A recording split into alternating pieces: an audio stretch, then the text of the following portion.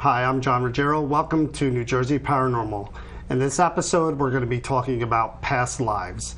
Joining me today is my teammate, Tania, and special guest, Michele Granberg. Thanks for being here, Michele. Thank you, John. Good to have you. Great to be here. Let's start by you telling us a little bit about yourself. So I am a full-time psychospiritual counselor, and one of the things that I specialize in is past life regression therapy.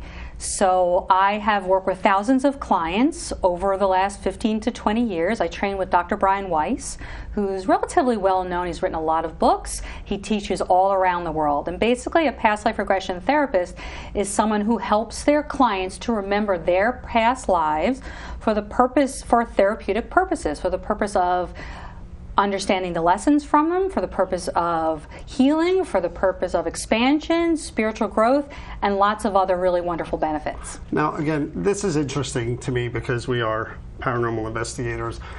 We sort of have different perspectives when it comes to this. I'm more of a skeptic when it comes to past lives.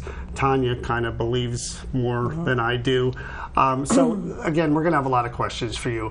The first one is, does everybody have a past life? Yes, the answer is absolutely a resounding yes to that. No matter who you are? No matter if you believe or not. Okay. It has nothing to do with belief. The existence of past lives, which is connected to the idea that we are a soul, an infinite being, really goes into under the heading of universal truths. That's what I like to call them, spiritual truths or universal truths with a capital T.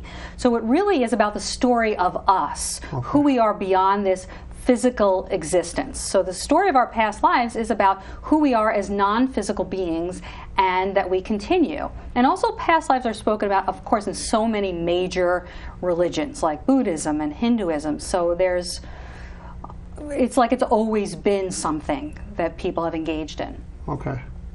With the past life, your soul, does it go in like a limbo state ever, or do you find the next body, or how does that work? How does your soul decide, okay, I want to be in this body? Is it a choice? Is it a choice? Yes. The soul always has free will. It always has choice. It's really hard. I know it's hard to kind of understand all this because we are trying to apply human perspective to the soul's perspective. In the human's perspective, we are limited beings, and we have all of these limitations around us. And we really think in terms of life and death in this very short sort of parentheses. But in the eyes of the soul, it is a much more expanded view. So the soul is wise, the soul is all-knowing, and we say that the soul has time in between lives to review the life we just left and to lay out and map out, we call that pre-birth planning, some of the major plot points of what that next life will entail. Is it to learn lessons? It's it's for the purpose of lessons, but you don't even want to think of lessons in terms of something arduous like school or something that you have to do. The soul, it's sort of like going to an amusement park and wanting to enjoy every single ride and getting the most out of it. The soul is here. We are here for expansion and growth, and actually we're here for the pure pleasure of it. So, again, coming from my perspective, paranormal perspective, I believe that we are energy-based. I believe that when you die, the body ceases to exist, but the energy, whether it goes to heaven, if there is a heaven and afterlife, another dimension, or whether like Star Wars, it's the Force and we're absorbed by everything and we do touch everything. The idea of past life sort of goes against the idea of heaven, in my view, and in the spirit world. Now, we've communicated with spirits. We have documented proof of intelligent spirits, actual communication, responses with instruments, voices on recorders. How would a past life continuation, how would that support a spirit world or the idea of a heaven, or doesn't it? Well, I don't see where one cancels the other one out. I see both ideas as truths, as coexisting together. Again, because we have to not think of it from a limited point of view, we have to think of it from the soul's point of view. So one way of looking at a ghost or a paranormal activity is that it's not a whole soul. It's not a whole being. It's not all of who we are. Okay. We could say it's a remnant. We could say it's residual. We could say it is energy that has gotten so strong and powerful that it's almost like it has a life of its own, right? And at the same time, the soul is always in a non-physical state. Right. So what you're saying, though, is it could split. You're saying that part of the soul could go on to new, different lives, have multiple lives. And I'm more interested in the spiritual sense. Do you believe that spirits exist? Are there earthbound spirits? Well, in your opinion, are there?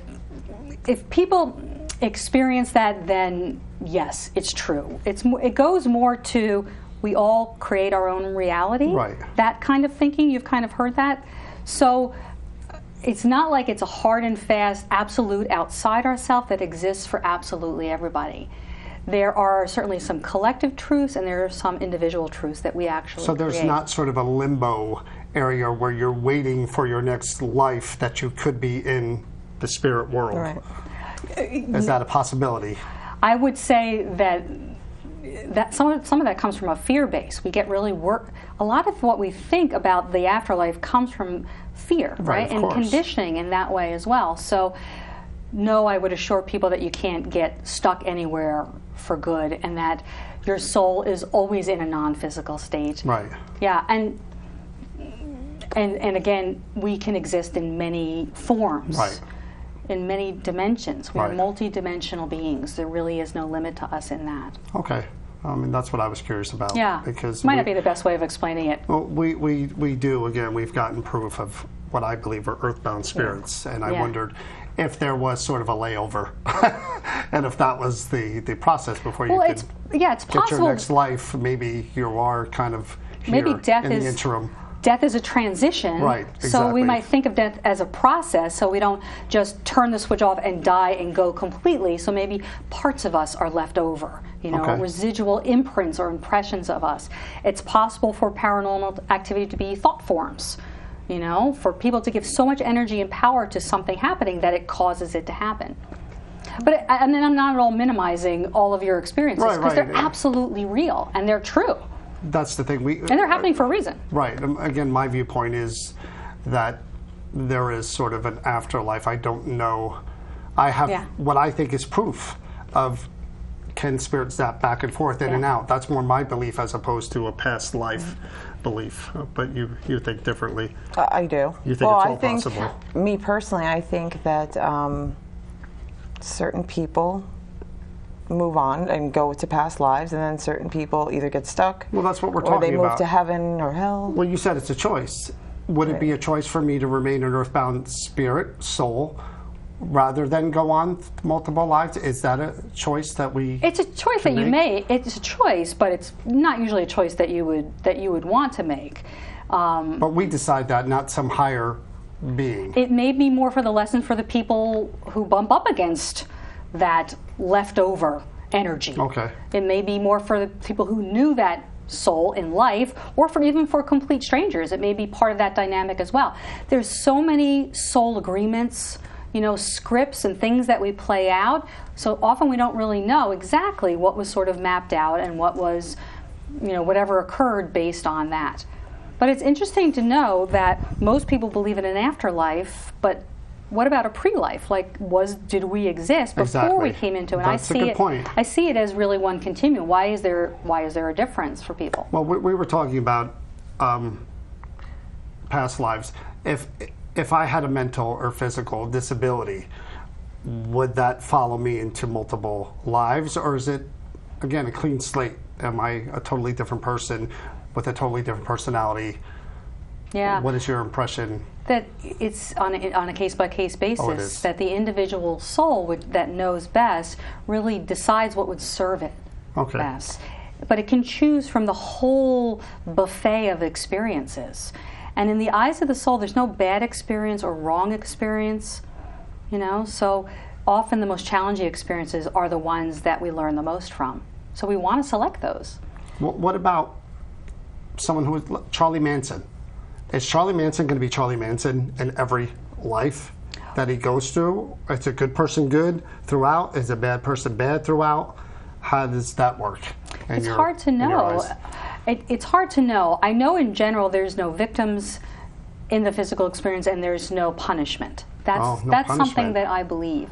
So, but that being said, there is a trajectory. Okay. Well, that's sort of what karma is. Right. Right? Our actions today affect our experiences in the future. Our thoughts today, our emotions today, all conscious and subconscious, folds forward a trajectory, paves a path for us that eventually, folds back to meet us. So for someone who has hurt other people, you can almost guess what their experience will be in future lives, and that's how they will learn. They'll have experiences where they feel hurt, or they're on the other side of what they enacted in one life, in another life. Will you be with your family in the next life? Will the same souls that you're with in this life come with you or find each other in the next? Most of the time, yes. In my direct experience with clients, working with thousands of clients, that's the experience that comes through so much of the time. 9 times out of 10, people are able to recognize the same soul. And that really makes sense because the experience we're having is really about love, right? And so we want in a continuation and a deepening of the love that we've begun to develop and build upon in this life. So yes, don't be surprised. Different faces, different costumes that we wear, but you could recognize the soul often through the eyes. They say the eyes are the window of the soul, and your gut tells you, I know this person. We're picking up where we left off. So we're going to take a break now, and when we come back, we're actually going to do a live reading. Tania has volunteered. Michele is going to sit with Tania, and we're going to see, Tania, if you have had any past lives, if we can find proof of them. We'll be right back with New Jersey Paranormal. Hi, I'm Joe Chin, and I'm from Ghost Hunters and Ghost Hunters International, and you're watching New Jersey Paranormal. So we're going to connect with you in such a way that you'll be able to remember your past lives.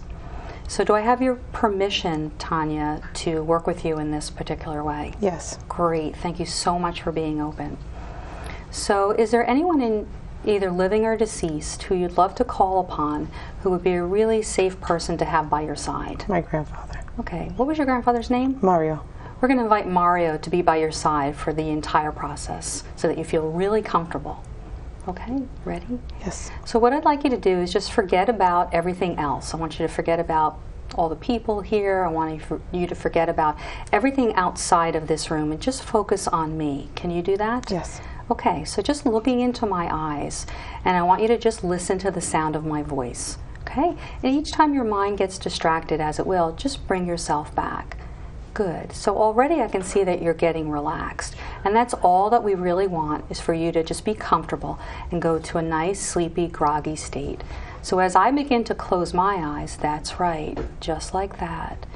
I want you to imagine, that's right, whenever you're ready to close your eyes, begin to feel that your eyelids are so heavy that they just really want to be closed. So thank you for closing your eyes. And we're thanking Mario for being here as well. So I want you to know that all of your past life memories are stored safely in your subconscious mind, just like every other single memory within you. So begin to focus on your body and notice if there's any tension in your body.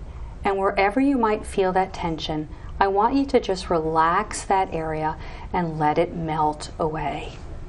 And then I want you to bring your attention to your breathing. And just allow yourself 3 long, deep breaths. And as you're breathing, the intention is just to release anything that's blocking you, anything that might get in the way, and just let go so completely that you relax very, very deeply. Thank you so much for relaxing. And as you begin to relax, you're going to notice that you're focusing more inside than outside.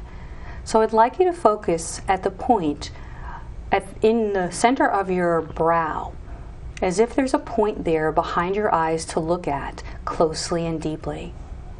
I want you to look directly into the backs of your eyelids and keep your attention there. And then allow your eyes to drift slowly to the left towards your left ear, and then slowly floating to the right towards your right ear. Allow your eyes underneath your closed lids to float up to the top of your head as if you're looking towards the top of your head. And then allow your comfortable eyes to float down as if you're looking at your chin.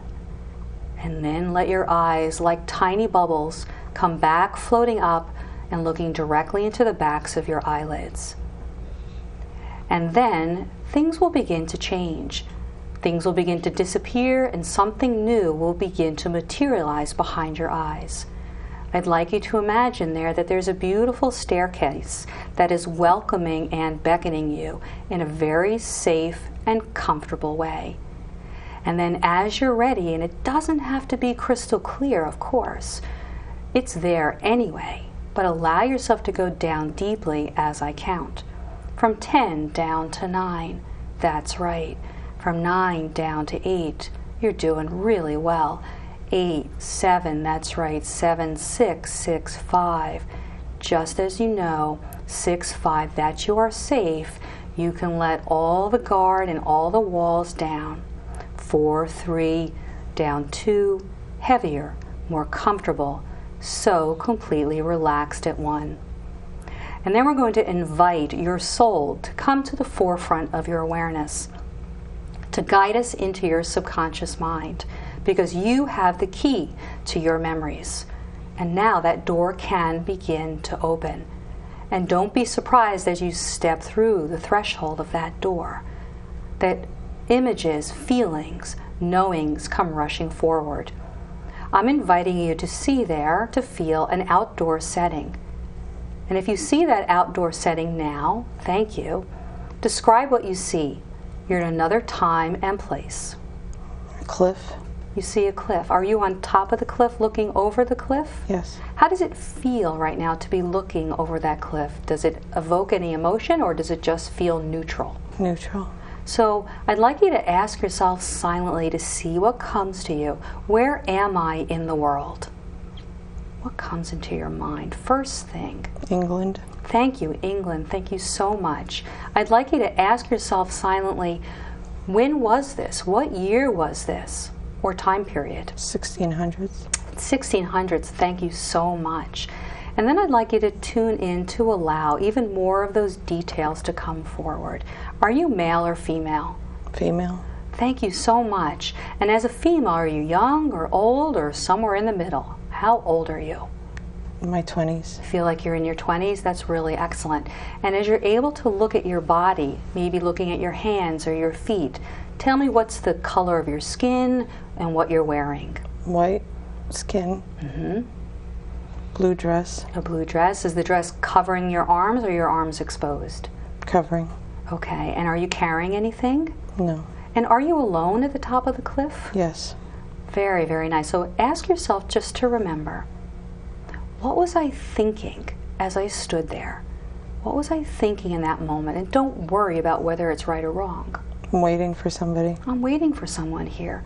And is there a feeling that accompanies the knowing that you're waiting? Waiting for my father. It's a feeling of anticipation, it sounds like, right? A feeling of maybe yearning? Yes. Okay. So there's a sense of something impending, something about to happen. And so if it feels right for you to remember a little bit more of that, you can ask yourself, what is the significance of this particular memory? What happens? Does your father show up or? No. Okay. He died at sea. He died at sea, so perhaps that's a moment in which you had that realization that your father died at sea. So I want you to be able to just kind of feel whatever it is that comes up with that. Breathe and know that it's perfect, that in some way this memory helps you to understand yourself and to heal.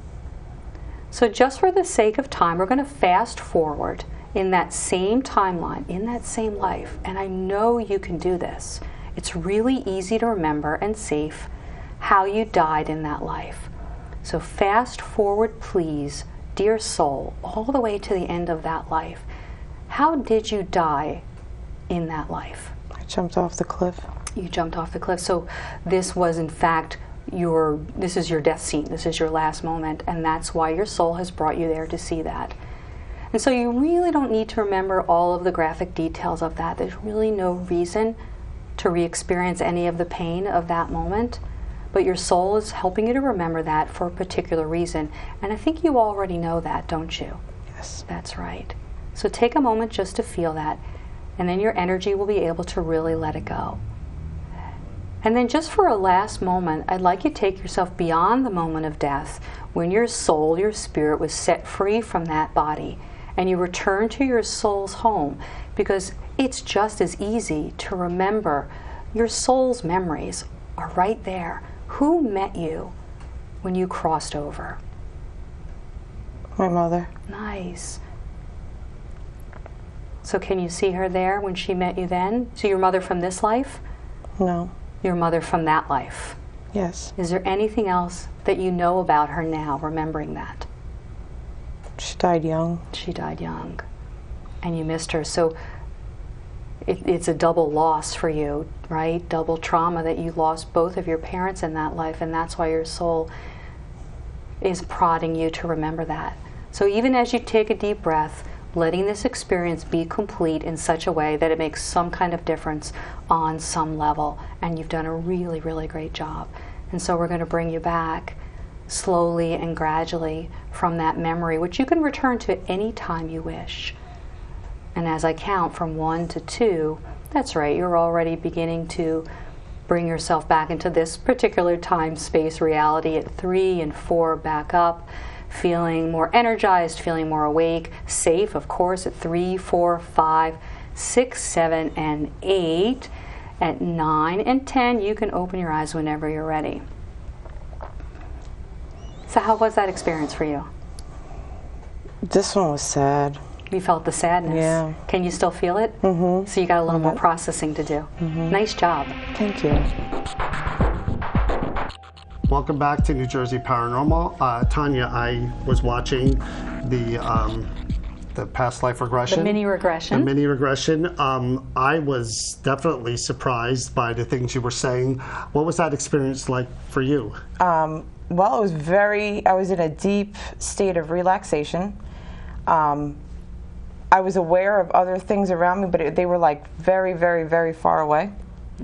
And I was just calm. And when I went down that staircase, there was an open door, and immediately, there was no thinking involved. It's just there, what I saw. Did you see it as sort of a movie, or how did it play out? It almost felt like I was there. Okay, it was actually it was like I was a moment, like it was a yes. memory, like you were just kind of thinking about something that happened. Mm-hmm. Did you look the same? Similar, but not the same. Same color hair, I mean, dark features? Brown hair, and it was very, very long and wavy, and I had it half pulled up and the rest was down, and I had a blue cotton dress on. It was like a peasant dress, and I was standing there at the edge of the cliff, and I just knew I was waiting for my father, and I could see the ocean, and I looked down at the bottom of the cliff, and I could see the rocks. I could see the waves splashing onto the rocks. That's crazy. And I just knew he had been gone for a very long time, and he wasn't coming back at that point. That was some emotional stuff. I mean, that you were saying. Do you feel it afterwards? Is that something that lingers? Yeah. You still feel that like it happened? Right. Yeah. Oh, wow. That's. People often feel emotions, and for me as a therapist, that's where I really want them to go, because the point for me is not just curiosity. Right. The point for me is to release those stuck emotions, for it to be cathartic, and it even got to be a little bit of that for Tanya. So it was a really great example, almost like just a little glimpse into what happens in a session, which is longer, and we have time to go deeper and explore it even further. But at the same time, once we unlock those memories, you still remember them right now. I can ask you to bring it up in your mind, and it's all right there. It's present. So that's the nature of the subconscious mind. It's filled with files. But once you find a file and bring it to the forefront of your screen, it's going to be there forever now. You can go back to it. You can just consciously review the memory. Well, that's the thing too. As far as past life regression, do you think it helps or hurts? Does it hurt to know too much about your past lives, and would it affect your future, or was is the purpose just for a clean slate? I mean, we're supposed to just live each individual life without the memories of a previous life? You don't need to remember your past lives to be healed and be whole and be happy and be healthy and learn your lessons. But if past life regression is something you're drawn to, then there probably is a reason for that. But it's the same as in this life, like anybody goes to a psychotherapist to explore their childhood a little bit. I believe that self-awareness leads to healing, that the more you know about yourself, the better. And in fact, it's that which we closet and hide from and avoid that's hurting us the most. Okay, I got to tell you, I'm still very much skeptical about this because, I do believe that there's psychological reasons for some of these memories, me personally, but you definitely think it's real, more real now than you did before? You know, like I've always been drawn to the ocean. I always loved going to the beach, loved going to the ocean. And now it's almost like now I know why, because maybe I'm still looking for that ship to come in from my dad to be there. And like you said, some of these traumas continue in different lives. Yeah. Sort of group traumas, you call them. Death is, absolutely. Death is not an interruption. Right. Really, it's just a pause. So it's absolutely a continuation. And usually a soul will amp it up. Will sort of up the ante one lifetime to the next, making the lessons more and more juicy and challenging in that way. But it's kind of more obvious than we think. Our past lives are all around us. It's in the decor we choose in our house, the foods we choose, the movies we love, the books we love. It's really a lot more obvious than we tend to think because it's just part of who we are. Okay, well, this has been an interesting show, to say the least. Thank you so much, Michele, for coming on. It was great having you. Really interesting. Thank you for watching this episode of New Jersey Paranormal. We'll see you next time.